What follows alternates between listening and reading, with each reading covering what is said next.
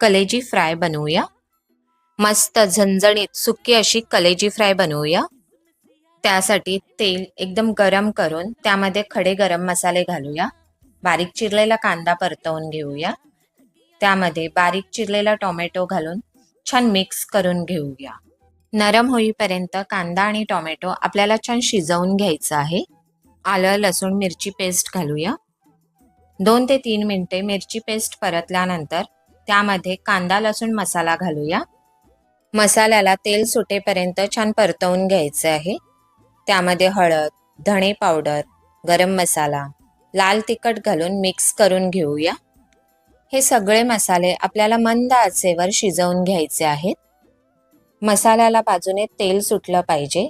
त्यानंतर त्यामध्ये स्वच्छ धुतलेले कलेजी घालूया।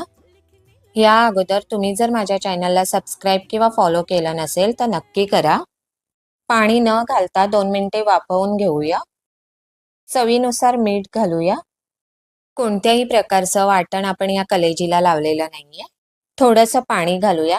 साधारण 2 छोटे चमचे पाणी घातलं आहे। वाफ काढून घेऊया।